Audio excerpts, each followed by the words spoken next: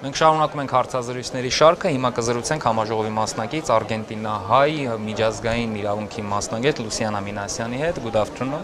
Good afternoon, David. So, first of all, let me ask you about Artsakh. And today we have seen the results of yesterday's convention. And what were your expectations and what did you see today?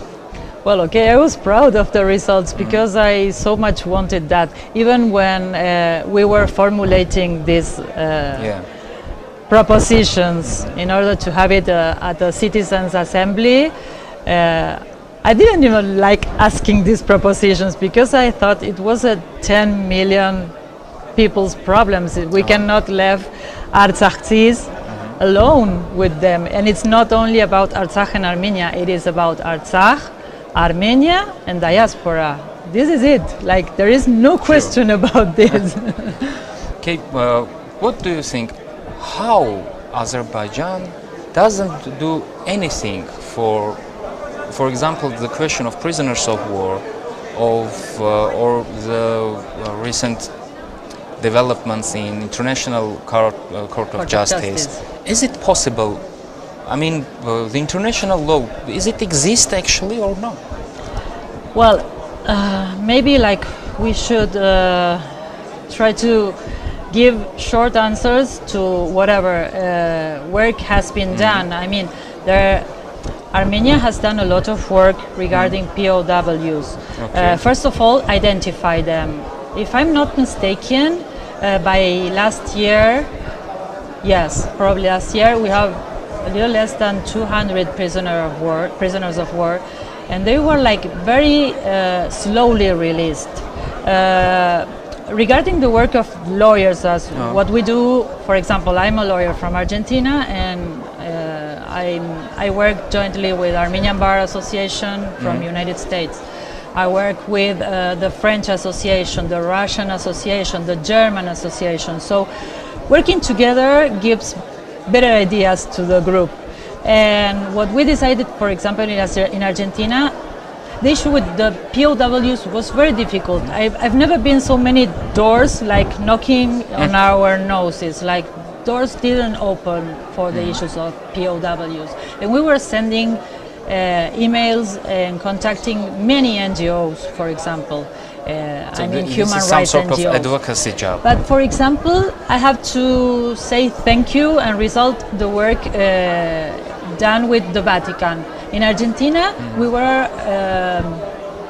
were invited to go with the ambassador of Vatican. Is called the Nuncio Vaticano in Argentina. And with the help of Siranush Sahakian, which was the representative of the victims here, we had the names of each prisoner of war, and we were asked to provide the names of them. So we took the names this is a press against Azerbaijan to make them to do this, but they don't return. We had an answer. We had an answer from Paul Gallagher, who is in charge of the foreign affairs in Vatican. And they say, okay, the Holy Father sends the blessings, blah, blah, blah.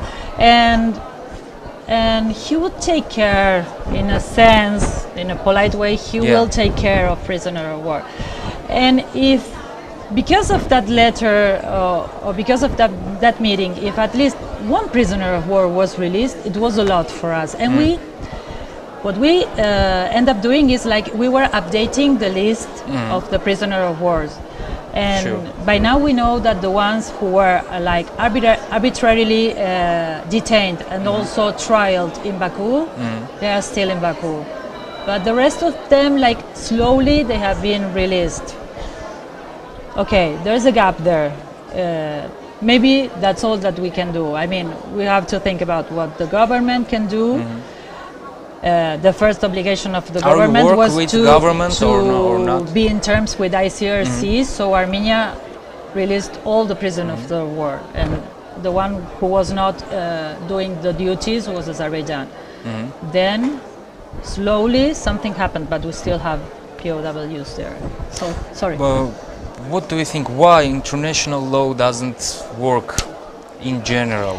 The thing is, ICRC is the one in charge, but they cannot be like, this is not like binding. This is, of course it's binding because we have the Geneva Conventions. Okay, there is a little lack of pressure. I think there is a little lack of pressure. So about but I think that escapes from us. Yeah, sure. About Artsakh and about its, I don't think its recognition is possible now, because it's very serious situation. And what do you think, is it possible to address the needs of people of Artsakh and to solve first of all the urgent thing, the blockade, because the blockade is also, it's not in the framework of the international law, right? It can be. Yes and no, because the provisional measures decided over the blockade of Lachin. And the provisional measures that the court, ICJ, decided, they are binding decisions. The thing is, Azerbaijan is not doing, again, the duty, but there is a decision upon the blockade, and we are in a problem by now. Okay, regarding the urgencies of the people of Artsakh, first of all is the humanitarian aid. Like, for example, we are updating, every day we keep updating what happens in Artsakh and what didn't happen in Artsakh. For example, by now, like 4,000 tons of food were not delivered to Artsakh. Yes. Each day. So far. So far. 4,000 tons so far. Till December, from December 12th till now. I mean. Sure. Women necessities. Gender issue is important here, and there must be NGOs who can raise the issue. For example, whatever women need for their hygiene products, I mean, they are not getting into Artsakh. Someone can take care of that.